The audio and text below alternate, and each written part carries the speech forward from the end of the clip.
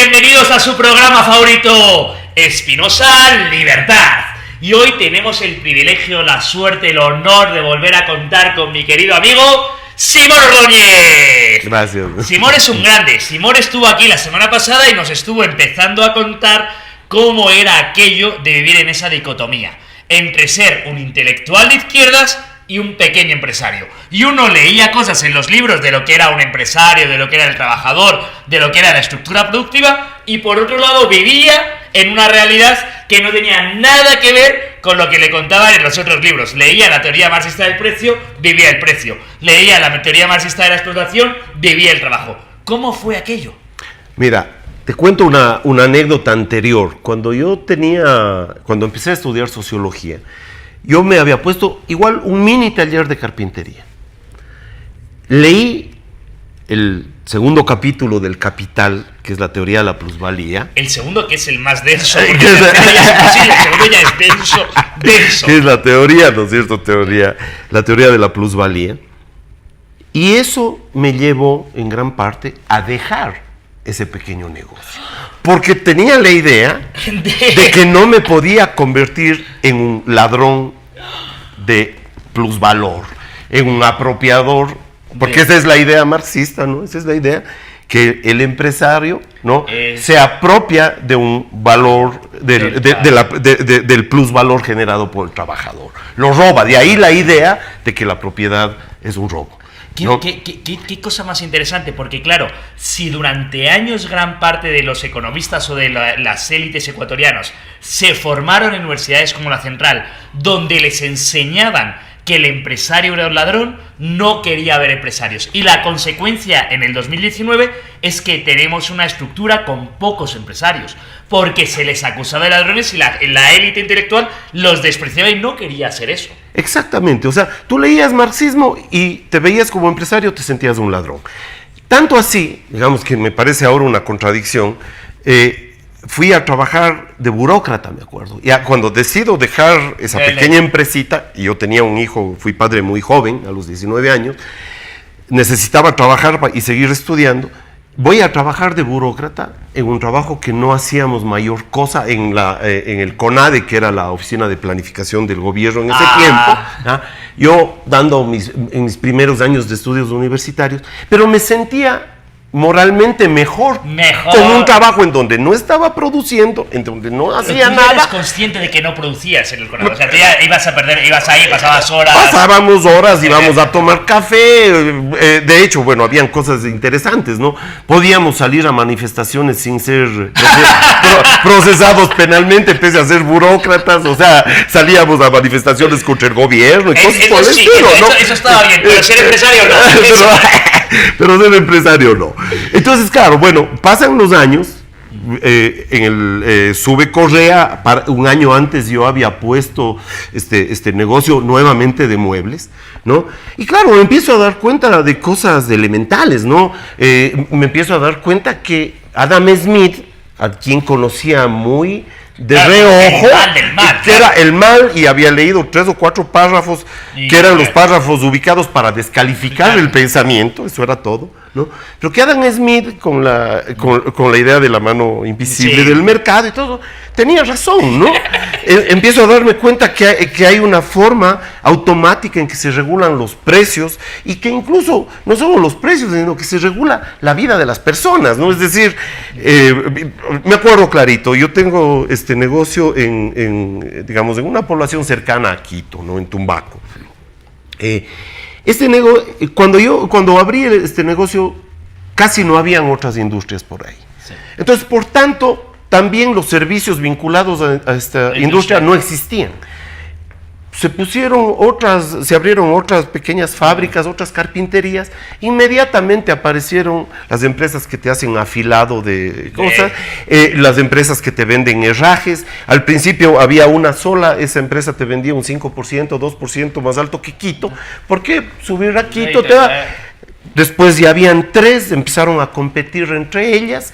Después estas mismas empresas, algunas empezaron a importar directamente lo que son herrajes. Entonces, claro, te das cuenta de que... O sea, pero eso en el CONAVE no podías planificar cuál era el precio del herraje según la... Claro, además de ser planificado o lo que sea. Claro, entonces entendí perfectamente cómo funcionaba, ¿no? Las señoras, por ejemplo, una señora que tenía una carretillita, entonces como ya habían algunas empresas, inmediatamente surgen otros servicios. Entonces la señora que a las 10 de la mañana pasaba vendiendo unas fonditas de mote con chicharrón. Y ¿no? Nadie la había puesto ahí, nadie la había nadie le había dicho, usted tiene acá. Ella que dijo, acá hay personas trabajando aquí en esta Perspicacia, zona, ¿no? perspicacia, y va y con eso sobrevive en condiciones mucho mejores que ¿Cuándo otra fue gente, la primera ¿no? vez que firmaste un contrato de trabajo y no te sentiste un asqueroso capitalista explotador y te diste cuenta que estabas haciendo Yo algo creo bueno? que justamente ya cuando empiezo con esta pequeña empresa, ¿no? Ya había cambiado bastante de ideas, me había liberado de muchas de estas ideas, pero claro, me empiezo ya a afirmar más bien en las ideas liberales, ¿no? Parto desde el tema económico, entonces, bueno, como siempre he sido un buen lector, empiezo a leer a aquellos que no había leído. Empiezo a leer a Adam Smith, a Popper, bueno, a Escotado luego, pero a Hayek, a Mises. Y de repente todos aquellos que eran el diablo mismo. Claro, y empiezo a ver que tenían mucho de razón, y una ¿no? cosa, ¿y cómo te sientes cuando te das cuenta de que lo que dicen no es lo que dicen? Lo que a ti te habían dicho que decía Hayek no es lo que dice Hayek. Lo que a ti te habían dicho que decía Adam Smith no es lo que dice Adam Smith. ¿Cómo te sientes? O sea, es como una estafa intelectual. Es una estafa porque además leíamos parcialmente y leíamos además desde la ideología, cuando leíamos. Y leíamos, solo pedacitos y además cuando vos lees tapado por la ideología, simplemente no lees. Estás buscando cómo descalificar algo, ¿no? Estás, digamos, solo el hecho de que el texto sea de Hayek ya te predispone para no creer nada de lo que dice, y yo quiero decir algo aquí a las cámaras y quiero decir algo a los jóvenes que nos escuchan. Leed todo aquello que os dicen que no leáis. Si os dicen que no leáis algo, leedlo más. O sea, yo soy liberal. En este programa vamos a hablar de los autores liberales, vamos a hablar de todo eso. Leed a Marx, leed a Piketty, leed a todos los autores marxistas del siglo XIX, XX y XXI. Lo mejor que puedo recomendaros para que dejéis de ser marxistas es que les leáis, pero leedlo de verdad, abrir el libro, objetivamente, coger y empezar a leer, intentar entenderlo y pensar si os hace sentido. Yo no os voy a venir aquí a decir, y odio a aquella gente que diga, no leas eso, esos son fascistas, eso es puramente fascismo y eso es puramente autoritarismo, eso no es liberalismo. El liberalismo tiene que consistir en, por favor, leed todo y leed más, y luego sacad vuestras propias conclusiones. Claro, y una cosa dice, leer, pero tratando de comprender, ¿no? Sin el velo de la ideología. ¿No? El velo de la ideología te hace que se deforme todo. Bueno, después ya vinieron las lecturas de Escotado, que tiene esa fabulosa obra que es Los enemigos del comercio, ¿no? Y entonces, bueno, con eso tiene una formación bastante decente en el tema de los autores liberales y de esta cosa, pero también me he metido mucho a leer todo lo que es la historia del comunismo, claro, ¿no? Y me he metido, no sé, quizás estoy en eso 8 o 10 años leyendo unos tochos de este tamaño que vos los has visto en mi casa. Vamos a hacer aquí un pequeño, vamos a sacarle las vergüenzas a mi amigo Simón. Decimos leer. ¿Qué quiere decir leer? Aquí tenemos. Mi amigo Simón se ha traído un libro que quiere decir, esto es leer, amigos. Leer no es leer. Leer quiere decir que cada página está subrayada con sus notitas que va anotando. Esto es leer. Leer es estudiar. Y para Simón, leer es estudiar. Y cuando lee, anota cada cosita que le quiere decir. Esto es leer. ¿Por qué Simón es un erudito? Porque se ha metido todo esto en la cabeza y lo ha pensado con autenticidad, con honestidad. Tú, ¿cuándo te sientes honesto contigo mismo o deshonesto con las ideas? Porque claro, en ese cambio de ideas que se produjo además, en primer lugar, tú cambiaste de ideas cuando era más incómodo. Porque si tú hubieses sido del correísmo, cuando el correísmo triunfó, te hubieses podido pasar 10 años en la burocracia dorada. Así es. Es decir, tú te bajaste del tren cuando el tren realmente iba bien. Y además perdiste muchos amigos. ¿Qué les dices a esos amigos? O sea, ¿cómo te sientes ahora a esos amigos que no han cambiado de idea en todos estos años? Verás, a mí me da tristeza por ellos un poco, ¿no? A ver, salir de una secta o salir de una iglesia tiene un costo importante para quien lo hace, ¿no? Es esta sensación de ser excomulgado, sí, ¿no? Por eso la excomunión era terrible para un católico, ¿no es cierto? Sí. Militante. Entonces empezar a pensar distinto, perder amigos, que acudas a un sitio donde ibas siempre solo y todo el mundo te saludaba contento y que te empiecen a dar la cara, es terrible, ¿no? Es terrible. Y cuando lo único que he hecho es tener un acto de honestidad intelectual, ¿no? Contigo mismo. Conmigo mismo, cuando te empiezan a acusar de agente de la CIA o pagado por algún lado, quisiera que sepan las dificultades que se tienen de mantener una pequeña empresa y ese tipo de cosas. Y claro, lo único que hay en mí es honestidad intelectual y ganas de, por esto que te decía, de purgar estas ideas. Entonces, me he dedicado a conocer primero el pensamiento liberal y al mismo tiempo tratar de conocer con profundidad el pensamiento. ¿Cómo fueron realmente los regímenes comunistas?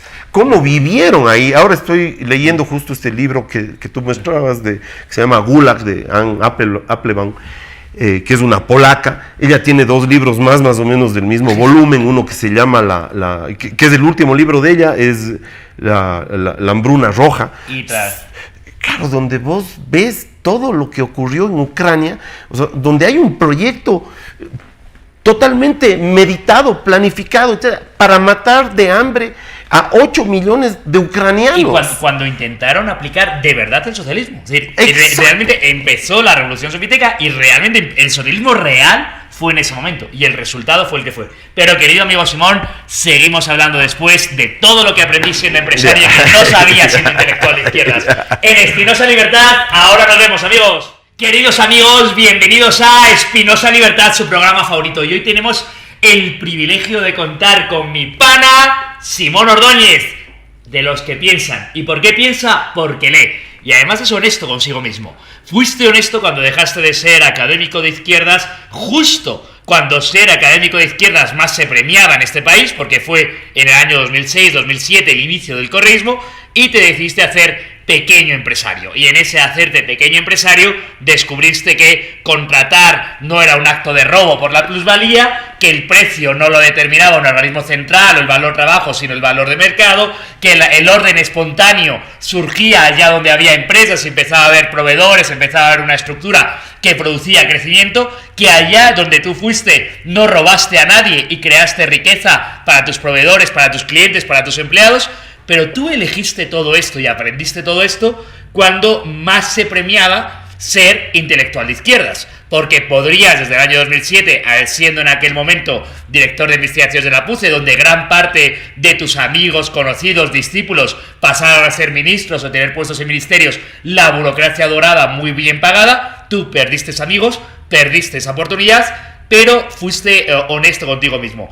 ¿Cómo fueron esos primeros años de trayectoria en el desierto hasta que encontraste más gente? ¿Y cómo era, o sea, en algún momento tú te cuestionaste a ti mismo diciendo, a lo mejor ellos lo están haciendo bien y yo lo estoy haciendo mal? O cuando tú veías esas estructuras de poder dentro del propio partido, dentro de la propia... Porque no era estructura de poder solo tiránica de Correa hacia el resto de la sociedad, era una estructura de poder tiránica dentro del propio gabinete de ministros y dentro del propio partido.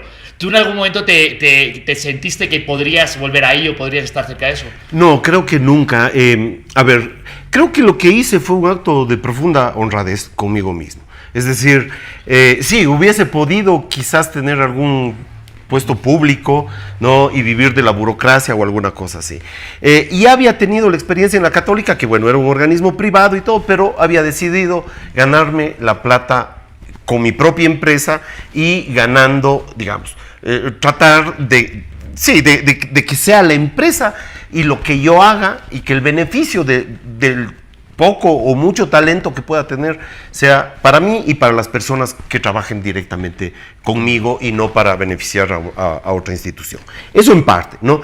Y después, cuando vi toda la deriva autoritaria y corrupta del gobierno, simplemente me ratifiqué en lo que en lo bien que había hecho, ¿no? Pero ¿tú cuándo viste la corrupción? Porque recién en el 2017 hubo gente que dijo: ¡oh, había corrupción en el correísmo! ¡Nunca me lo pude imaginar! Mira, el primer acto de corrupción se da al mes de iniciado el gobierno, y a los 3 meses de iniciado el gobierno se hace público, que es el caso de los pativideos. ¿Ya? Al mes. El caso Pativideos es filmado en febrero, cuando habían entrado al poder en enero, ¿no? Y se hace público, me parece que en abril o mayo del mismo año, ¿no?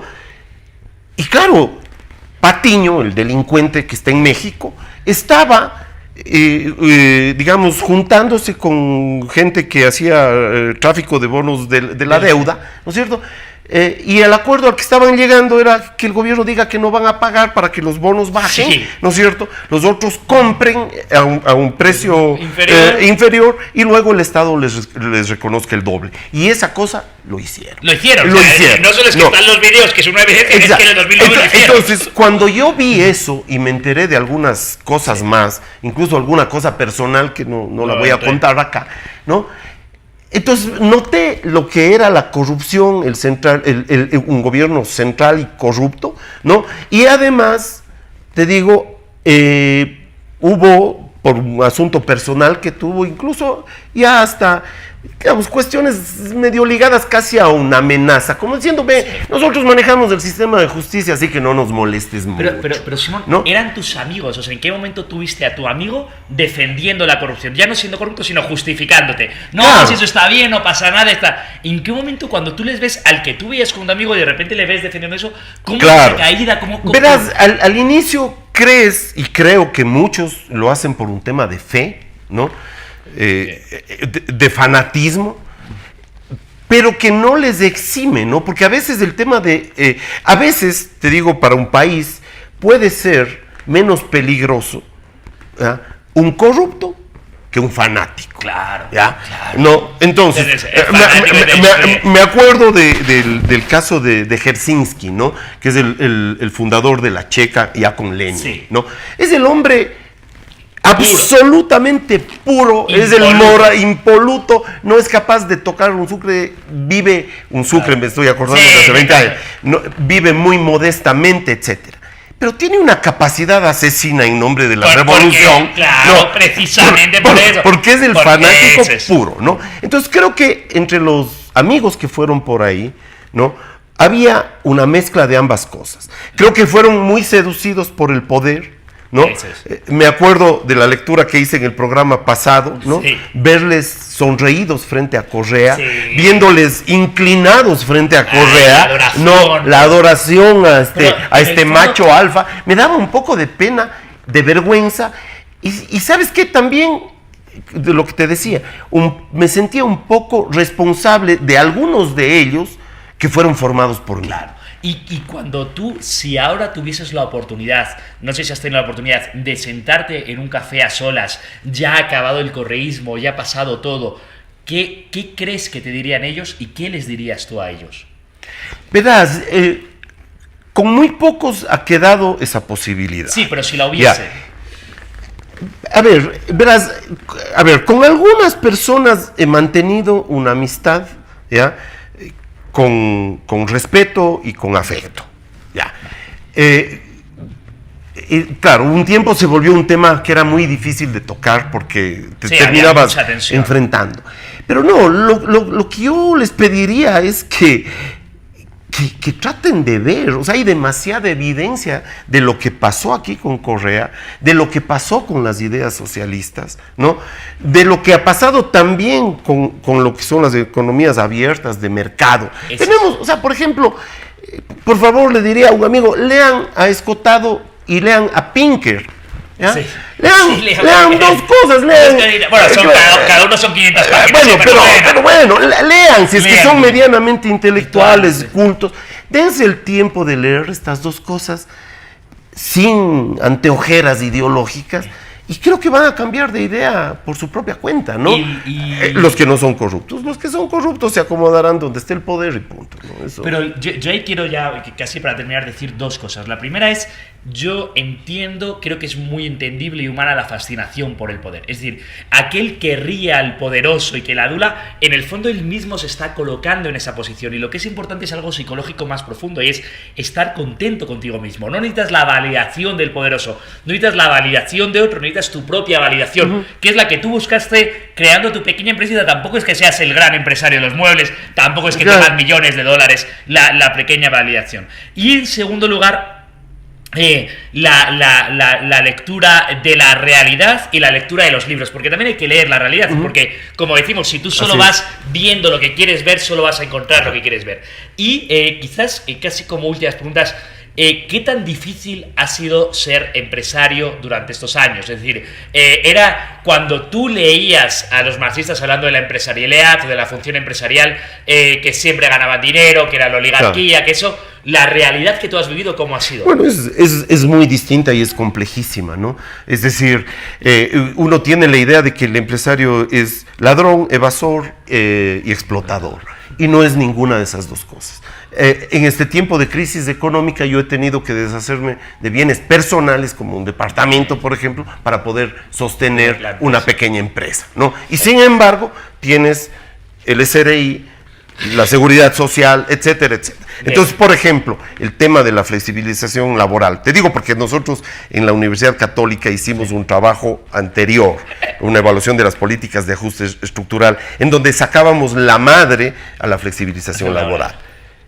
Cuando uno es empresario y se da cuenta que tienes una estructura laboral tan rígida que no te permite, no solo, o sea, que vos evitas tratar de emplear a una sola persona más, y a quien estás haciendo daño es a los propios trabajadores o los posibles empleados. Pero es muy sencillo de entender. Tú produces muebles, no todo el año tienes el mismo número de muebles para producir. Hay un pico en que este mes necesito a alguien, oiga, usted viene y trabaja 40 horas este mes y no el mes que viene no hace falta que venga. Pero si solo te permiten, le contratas fijo, no le contratas, ¿cuál es la solución? No le contratas. Así es. Los que están contratados tienen que trabajar muchísimo más, el otro se queda sin trabajo y tú no puedes aceptar más. Esto es tan sencillo como eso, pero parece que algunos no lo entienden. No logran entender.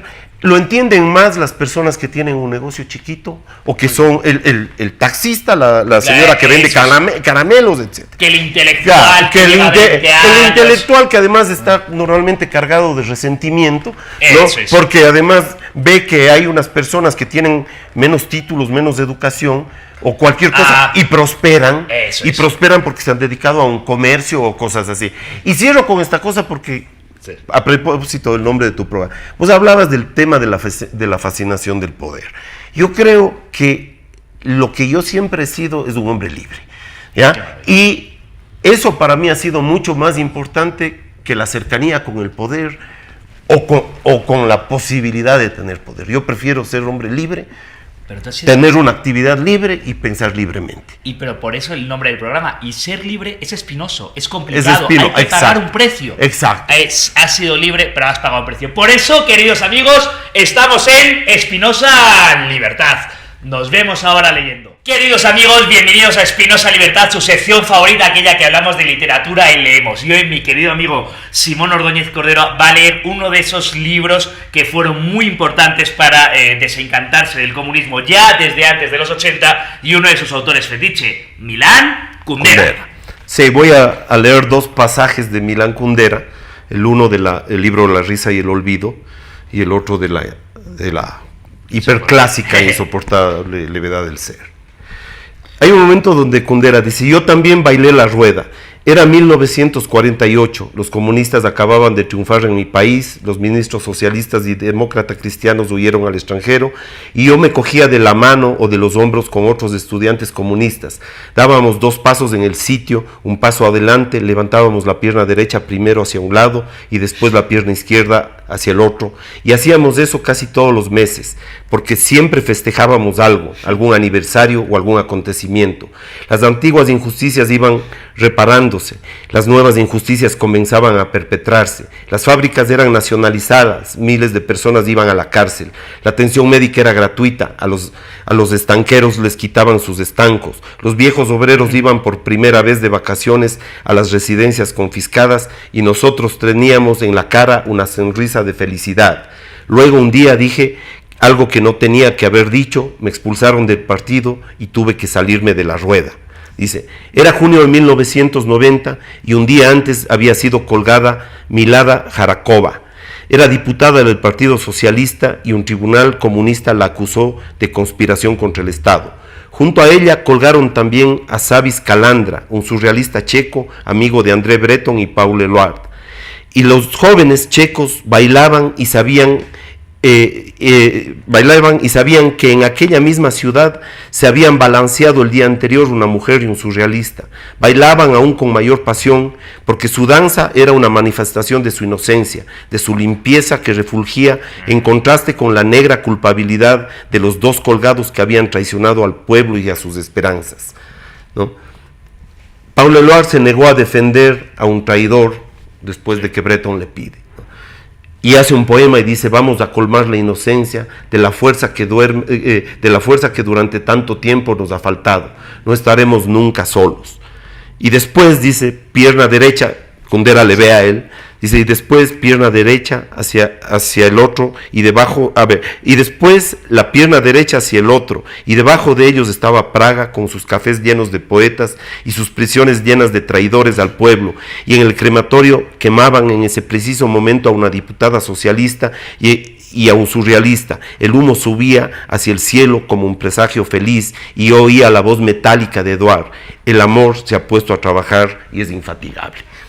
Qué maravilla, tenemos que terminar aquí, pero qué maravilla porque esto se lo queremos leer a todos esos jóvenes que están en las calles de Quito, en las calles de Chile, en las calles de Buenos Aires, creyendo que su inocencia les va a llevar al paraíso, eran parte de eso, y el resultado estaba oculto al otro lado. Es exactamente eso, ¿no? Los corros de gente que está apoyando el vandalismo y de la que tú también y la fuiste parte, querido amigo Simón, y te has redimido convirtiéndote en este hombre maravilloso que eres a día de hoy, del que es un privilegio ser tu amigo, Simón. Ha sido un placer. Gracias, el privilegio es mío. Esperemos que estés muchas veces más aquí, porque lo digo en público, yo te admiro, Simón. Gracias igual yo.